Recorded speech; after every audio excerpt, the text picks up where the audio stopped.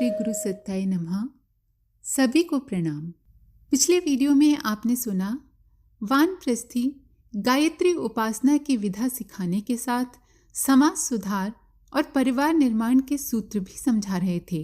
एक वानप्रस्थी मोहन राणा जी ने राजस्थान में युवा विवाहित बेटियों की दुर्दशा देखकर सलाह दी कि बेटियों को पढ़ाया जाए, जिससे उनमें आत्मविश्वास आएगा और वे कठिन परिस्थितियों से मुकाबला कर पाएंगी। महाराष्ट्र के रामटेक नगर में शांतिकुंज से देव कन्याएं नवयुग का संदेश सुनाने आई हुई थीं। ये जानकारी लोगों में चर्चा का विषय बनी हुई थी। आइए इसी क्रम को आगे बढ़ाते हैं। मंच पर देव कन्याओं के पहुंचने के संकेत मिले। उद्घोषक ने लोगों से शांत रहने की अपील की और घोषणा भी की कि देव कन्याएं पहुंच गई हैं। गायत्री परिवार के कार्यक्रमों में लगने वाले जय घोष वातावरण में गूंजने लगे। देव कन्याएं मंच पर पहुंची और स्वस्ति वाचन शुरू हुआ। पाठ पूरा होते ही मंच पर और सभागार में शांति छा गई। श्रोता देव कन्याओं को मंत्रमुग्ध से देख रहे थे। पीले रंग की भारतीय वेशभूषा पहने, चेहरे पर उद्दीप्त आत्मविश्वास, गति में त्वरा और वाणी में ओज के लिए जानी जा रही देवकन्याओं में से एक ने उठकर माइक संभाला। वह देवकन्या बोलने ही वाली थी कि सभागार में बैठा एक व्यक्ति हाथ में पर्चा लहराते हुए उठ खड़ा हुआ। उसने कहा, आदरणीय देवकन्याएं जी, आप किस अधिकार से यहाँ गायत्री और यज्ञ विषय पर संबोधित करेंगी? आपने तो वेद अध्ययन भी नहीं किया है। देवकन्या ने उत्तर दिया, हमारा निज का कोई अधिकार नहीं है। हम अपने गुरु का संदेश लेकर आई हैं। हम सिर्फ संदेशवाहक हैं। हम गुरुदेव के दिए अधिकार से मंच पर हैं। उस व्यक्ति ने कहा, फिर आप किसी प्रश्न का उत्तर भी नहीं देंगी? कोई शंका हो तो उसका समाधान भी नहीं करेंगी? देवकन्या ने उत्तर दिया, आपके सभी प्रश्नों का उत्तर और शंकाओं का समाधान गुरु सत्ता से ही आएगा। जैसे ये माइक है ना जिस पर मैं बोल रही हूँ, ये माइक वही सुनाता है जो वक्ता बोलता है। हमारे कंठ और स्वर तंत्र भी उन्हीं प्रेरणाओं को व्यक्त करेंगे जो गुरुदेव की ओर से मिली या आई होंगी। इस संवाद के बाद वह व्यक्ति चुप होकर बैठ गया। बैठते हुए बुदबुदा रहा था, इन लोगों से क्या बात करना, ये तो एक माध्यम है। उसके बैठने के बाद देवकन्या ने स्त्रियों के वेदाधिकार विषय पर प्रभावशाली और धारा प्रवाह व्याख्यान दिया। जिस शास्त्र का सूत्र और आधार मंत्र गायत्री ही स्त्री संज्ञक हो, उसमें स्त्रियों के अधिकार का प्रश्न उठाना ही गलत है। वक्तव्य में ये भी कहा गया कि महिलाओं को वेद शास्त्रों के पठन पाठन से वंचित कर दिया गया, इसीलिए देश और संस्कृति की दीन दुर्दशा हुई। यदि इस अधिकार को छीना नहीं गया होता तो हमारा देश आज उन्नति के उच्च शिखर पर पहुंचा होता और पूरे विश्व का नेतृत्व कर रहा होता। उस देवकन्या के बाद और देवकन्याओं ने भी गुरुदेव का संदेश सभागार में सुनाया। प्रत्येक ने अपने अपने ढंग से यह व्यक्त करने में कोई कसर नहीं छोड़ी कि वे गुरुदेव के विचारों और प्रेरणाओं को संदेश की तरह लेकर आई हैं और उन्हीं के शब्दों भावों को यहाँ दोहरा रही हैं। प्रभावपूर्ण और ओजस्वी वक्तृता के साथ इस तरह की विनय और समर्पण की भावना लोगों का अध्यात्म संवेदना से सराबोर किए दे रही थी। पैठण में हुआ विवाद बहुत चर्चित हुआ था। उसमें पंडितों और शास्त्रज्ञों ने तर्क, प्रमाण और शास्त्रीय आधार पर कहने की कोशिश की थी कि महिलाओं या लड़कियों को यज्ञोपवीत नहीं पहनना चाहिए। जवाब में देव कन्याओं ने ऋषिकाओं और ऋषि कन्याओं के उदाहरण देकर प्रति प्रश्न किया कि यदि महिलाओं के लिए उपवीत वर्जित है तो आश्रम में वे शिक्षा कैसे प्राप्त करती थीं, यज्ञ में कैसे भाग लेती थीं, यज्ञ कैसे कराती थीं और मंत्र दृष्टा कैसे बन पाई थीं। ये सभी पात्रताएं और स्थितियां यज्ञ में भाग लेने की अहर्ता सिद्ध करने पर ही मिल सकती है। उपवीत उस अहर्ता की घोषणा स्वरूप ही है।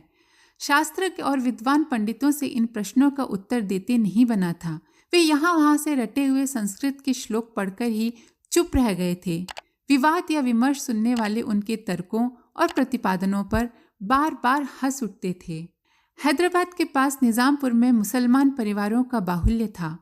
उनमें पर्दा, बुर्का, चादर आदि से ढकी स्त्रियों की देखा देखी हिंदू महिलाओं में भी दबे ढके रहने की प्रवृत्ति घर कर गई थी। पर्दे का जोर इतना ज्यादा था कि मंदिर में जाने पर देव प्रतिमा के सामने भी वे सीने तक घूंघट खींचे रहती थीं। अक्टूबर 1975 में वहां के कार्यकर्ताओं ने देव कन्याओं का एक आयोजन रखा। छोटी उम्र में ही बड़ों बड़ों को चकित कर देने वाली देव कन्याओं ने हुंकार भर के कहा, कौन कहता है कि आप अबला हैं? अरे आप तो महिला हैं, महिला। महिला का अर्थ जानती हैं? मही को भी जो हिला दे वो महिला होती है।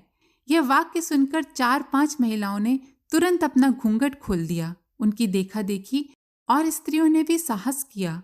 कार्यक्रम के 2-3 दिन बाद उन महिलाओं के पास पड़ोस में रहने वाली मुस्लिम महिलाओं ने भी बुर्के से बाहर आने की कसमसाहट दिखाई।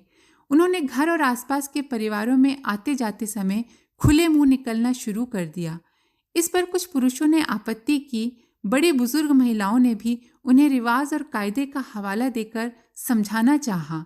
बुर्का और पर्दा अस्वीकार करने वाली स्त्रियों ने देव कन्याओं के तर्क दोहराए। कहा, अगर हम जेवर और गहनों की तरह ढकी दबी रहेंगी तो आपके वारिसों को बहादुर कैसे बनाएंगी? वे भी हमारी तरह दबे कुचले और बुझे हुए मन वाले होंगे। जरीना बेगम नाम की एक मुस्लिम महिला अपनी हिंदू सहेली के साथ देव कन्याओं की गोष्ठी में हो आई थी। ये गोष्ठी सिर्फ महिलाओं के लिए ही थी। इसमें देव कन्याओं ने कहा था कि जानती हैं संतानें अपराधी और असामाजिक क्यों बनती हैं? इसलिए कि उनके माता पिता और खास तौर पर माँ का दिल बुझा हुआ होता है, उसमें ताकत नहीं होती। अरे जो स्त्री हर पल यही ध्यान रखती रहे कि कहीं सिर से पल्लू खिसक तो नहीं गया, कहीं घूंघट बालिश भर ऊपर तो नहीं चढ़ गया, वह स्त्री अपने आप को ताकतवर कैसे बनाएगी? जो माँ ताकतवर नहीं है उसके बच्चे भी कमजोर होंगे और वे आसानी से बहका लिया जाएंगे या खुद बहक जाएंगे। जरीना ने यही दलीलें दोहराते हुए 30 साल की उम्र में फिर से पढ़ने का निश्चय कर लिया और ओपन यूनिवर्सिटी योजना के अंतर्गत मैट्रिक की परीक्षा देने की जिद पकड़ ली। इस जिद के आगे पति और ससुराल वालों को झुकना पड़ा। उस जिद में दी गई दलीलों के आगे मायके वालों को भी झुकना पड़ा। इस संघर्ष में जरीना का बुर्का और पर्दा बहुत पीछे छूट गया। 1974 में देव कन्याओं के प्रवास और आयोजनों की ये एक बानगी है। उनके उद्बोधनों ने बड़ी संख्या में लोगों का ध्यान आकर्षित किया था।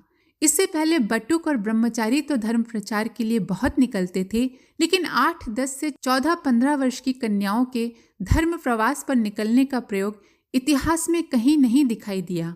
आरंभ कैसे हुआ?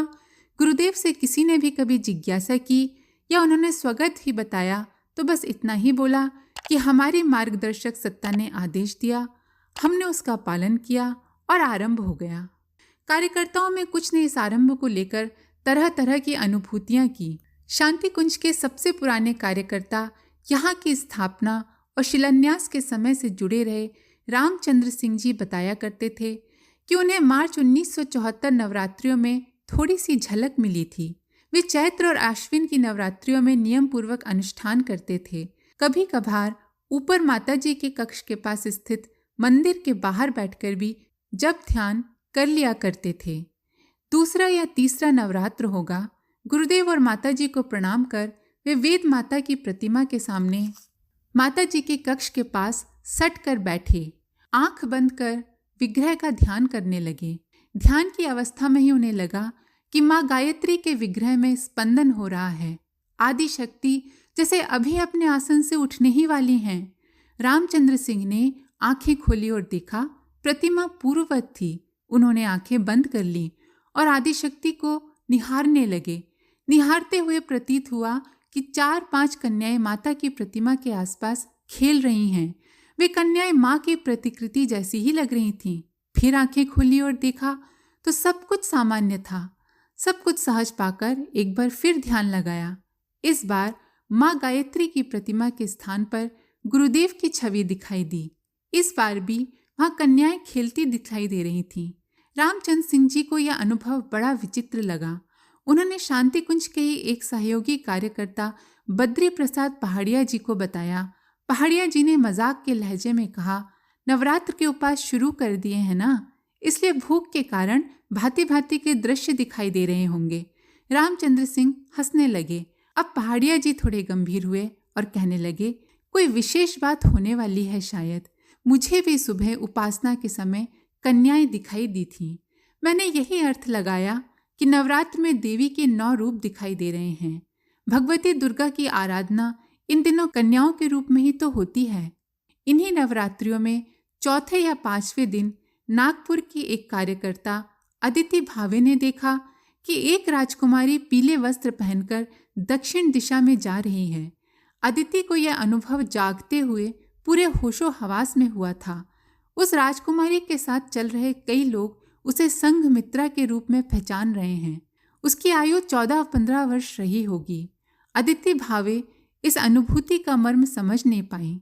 कुछ दिन बाद उनकी बेटी रागिनी का पत्र आया, तब वह अर्थ समझ पाई। रागिनी शांति कुंज में पढ़ रही थी। उसने अपनी माँ को लिखा कि वह भी वानप्रस्थी बनना चाहती है। यहाँ व्यवस्था नहीं है, लेकिन मन करता है कि वानप्रस्थ शिविर में प्रशिक्षण ले लूं। उम्र की अड़चन है, जी चाहता है कि किसी तरह अपने आप को 50 वर्ष से ज्यादा उम्र का साबित करूं और शिविर में घुस जाऊं। रागिनी के इन भावों को पढ़कर अदिति को हंसी आ गई। उनके मुंह से सिर्फ इतना निकला, क्या पागल लड़की है। नवरात्र पूरे होते होते गुरुदेव ने देव कन्याओं के प्रशिक्षण का कार्यक्रम घोषित कर दिया। निर्धारण वसंत पर ही हो गया था। उसके लिए सूक्ष्म जगत से इस संकल्प और योजना का अवतरण इन दिनों हो रहा था। इस योजना के अंतर्गत किशोर वय की कन्याओं को युग क्रांति के लिए क्षेत्र में भेजने की व्यवस्था की जानी थी। उनके शिक्षण, वस्त्र विन्यास, कार्यक्रम, कार्य पद्धति और दायित्वों का निर्धारण भी तुरंत हो गया। नवरात्रियां पूरे होते होते उन सब की व्यवस्था बन गई और देव कन्याओं का प्रशिक्षण शुरू हो गया। आरंभ में माताजी के सानिध्य में बारी बारी से अखंड जप कर रही कन्याओं में से ही चुनाव किया गया। प्रशिक्षण आगे बढ़ने पर संख्या बढ़ा दी गई। देवकन्याओं को 4-4, 5-5 की टोली में भेजा जाना था। उनके साथ एक वानप्रस्थ कार्यकर्ता अभिभावक के रूप में रखना निश्चित हुआ। देवकन्याओं के प्रवास कार्यक्रमों की योजना जब क्षेत्र में घोषित हुई तो तुरंत प्रतिक्रिया हुई। गायत्री परिवार की शाखाएं इस घोषणा से उत्साह से झूम उठी थीं। शांति कुंज में शाखा विभाग के आंकड़े बताते हैं कि 1 महीने में ही करीब 1,500 आवेदन आ गए। 3-3 दिन के कार्यक्रम होने थे। फिलहाल 3 या 4 टोलियां भेजने के बारे में ही सोचा जा रहा था। 4,500 कार्य दिवसों का हिसाब लगाएं तो टोलियां तैयार होने से पहले ही 3 वर्ष के लिए व्यस्त हो गई थीं। उन्हें यहाँ से वहाँ जाने की फुर्सत भी नहीं मिलनी थी। टोलियों की संख्या बढ़ानी पड़ी और परिजनों से भी धैर्य रखने के लिए कहा गया। अपनी माँ अदिति को येन केन प्रकार से वानप्रस्थ प्रशिक्षण लेने का इरादा लिखने वाली रागिनी ने भी देवकन्या बनने की इच्छा व्यक्त की। एक दिन अवसर पाकर माताजी के सामने अनुरोध कर दिया। माताजी ने पहले अपनी माँ और पिता को बताने के लिए कहा।